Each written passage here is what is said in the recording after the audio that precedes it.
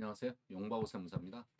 제가 전에 주택수 선입선출법이 제일 중요하다 말씀드렸는데 대부분의 그 주택수 부분에 대해서 어, 중요한 개념에 대해서 강의하신 분이 그렇게 많이 없더라고요. 그래서 이 뭐냐 순수 1주택 주택 한 채만 있으면 양도세를 공부할 필요가 없거든요.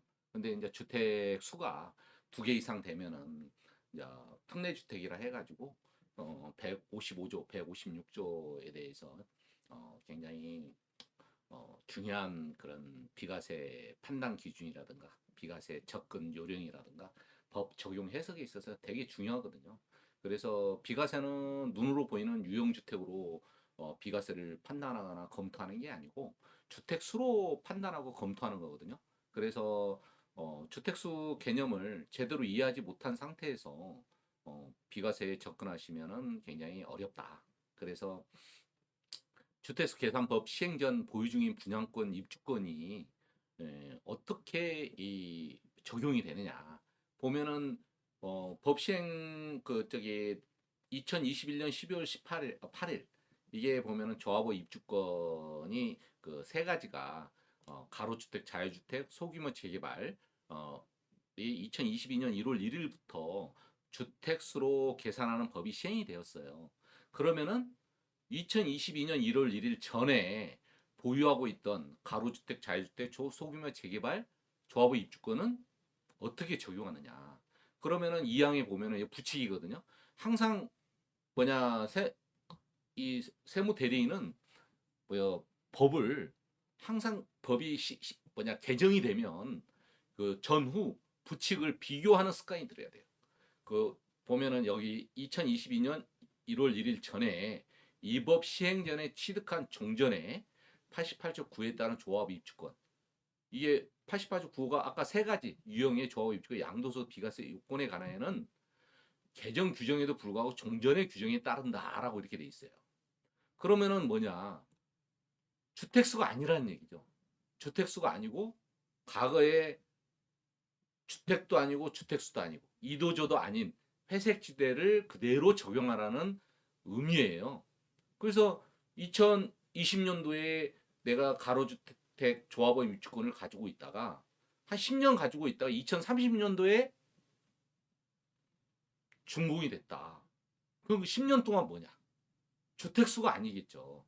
주택수가 아니고 회색지대란 얘기죠. 이도저도 아닌 아무것도 아닌 그런 거죠. 그럼 2030년도에 신규 주택을 새로 취득한 거예요. 그렇게 법을 적용하고 해석해야 되는 그런 의미를 파악을 하고 접근을 해야 된다. 그래서 제가 굉장히 중요한 개념에 있어서 종종 규정을 적용하는 그런 여기 보면은 법률 개정 전후를 보면 보유분은 종종 규정 해석때 그대로 적용. 보유분에 대해서 법을 적용하고 해석하라는 규정은 어떤 개정 법 개정법이 시행될 때 없습니다. 가급법을 그대로 적용. 왜냐하면 보유주인 거를 가급까지 적용을 하면 소급입법이 되거든요. 그래서 법은 소급입법을 적용할 수 없기 때문에 이게 구분돼서 적용을 해야 된다. 그래서 이 보면은 굉장히 이 가로주택, 자유주택, 소규모 재개발 그 조합원 입주권이 굉장히 해석이 디테일하게 돼 있지는 않아요. 그래서 나중에 어 피상속 주택 유형이나 상속 입법계 주택 유형에서 이게 선입선출법만 일반 주택이 선입선출법만 상속주택 특례가 되거든요. 근데 일반 주택이 뭐냐? 피상속 주택 말고 살아있는 사람 자녀들의 먼저 선입선출법, 먼저 돌아가기 전에 먼저 일반 주택을 가지고 있어야 되거든요. 그게 선입선출법이거든요.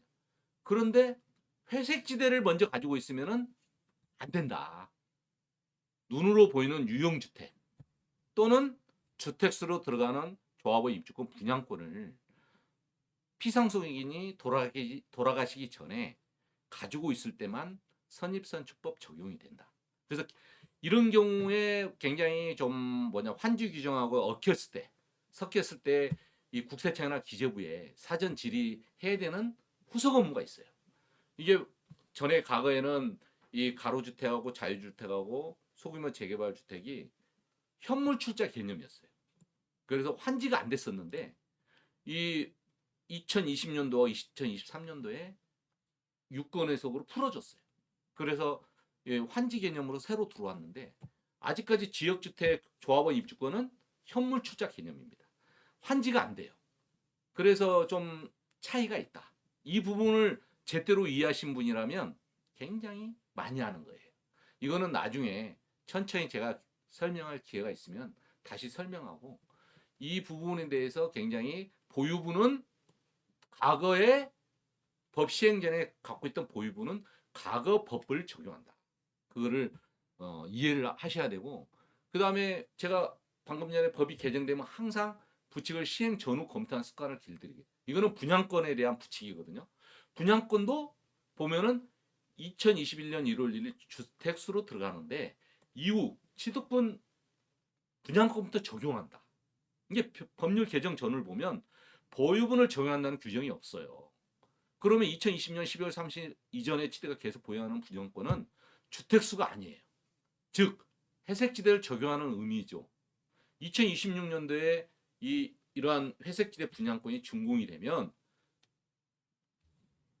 잔금을 준공일에 완납 항목으로 저는 가정했습니다. 그때 신규주택 취득으로 모아 일시적 2주택 규정을 적용해야 돼요.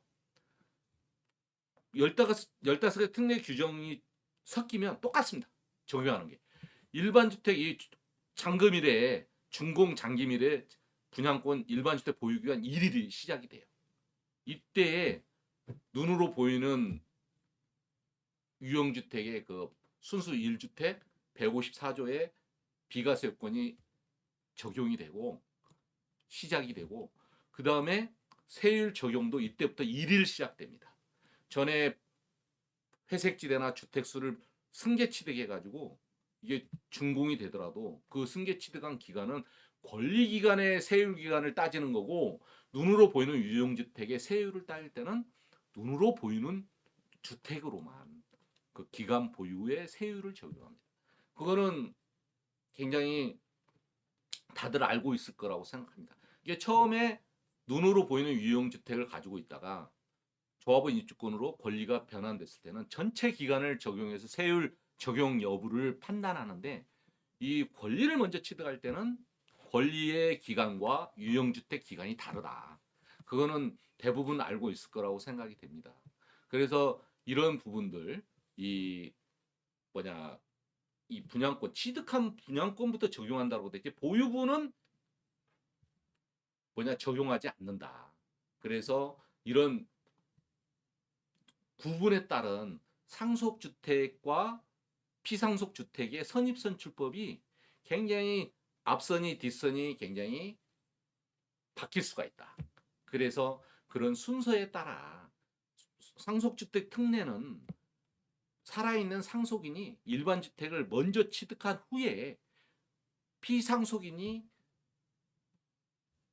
그 사망한 주택을 추가로 상속받는 경우 두 번째로 상속받는 거죠. 그런 경우에 일반 주택이 먼저 취득한 경우만 상속주택 특례가 되거든요. 그 순서가 틀어지면 상속주택 특례가 아니고 그냥 일반 주택을 신규 주택을 취득하는 경우에 해당이 됩니다. 그런 내용의 혼동 때문에 굉장히 실수를 많이 할 것이다. 2021년 1월 1일 분양권 취득분 앞 페이지에 2022년 1월 1일 이후 빈집법에 따른 가로주택, 자유주택 소규모 재개발은 2022년 1월 1일 이후에 주택수로 시행이 되는데 법 시행 전후의 취득이냐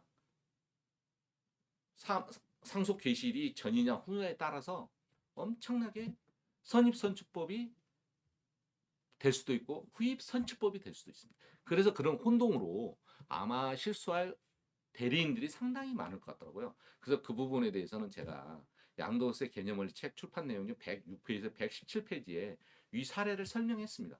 물론 이 부분은 아직까지는 뭐 판례라든가 심판례라든가 유권 해석이라는 게 이런 게 없습니다. 그래서 저는 법 내용을 보고 이 그림을 그려서 아마 이해하기 쉽도록 제가 한번 설명을 했습니다. 한번 내용을 보시고 요 106페이지 106페이지부터 이게 이제 분양권 일반 주택 해당 여부에 대해서 쭉 제가 그림을 이렇게 오해가 많다. 19년 2019년 1월 7일 날 취득한 분양권은 주택수로 계산 못 하거든요. 회색지대니까. 그런데 2022년도에 부모님이 사망을 했다. 그러면 주택을 상속받았는데 이건 주택수 계산 못하고 퍼스트로 계산되기 때문에 이게 선입선 주법 대상 주택이거든요. 그래서 이게 분양권이 준공이 되면 이건 두 번째 세컨드로 취득한 주택인데 이 상속주택 특례로 착각해가지고 이게 먼저 양도를 하게 되면 과세가 된다. 이런 부분들 내용을 제가 굉장히 한 열 몇 페이지 정도를 그림을 그렸습니다. 그래서 그림을 그렸기 때문에 한번 내용을 참고를 하시라고. 그래서 물론 제가 설명한 개념만 쉽게 받아들여도 충분히 이해할 수 있으리라고 생각이 됩니다. 그래서 이제 그런 부분들이 있고 그래서 오늘 강의는 여기까지 하고요. 감사합니다.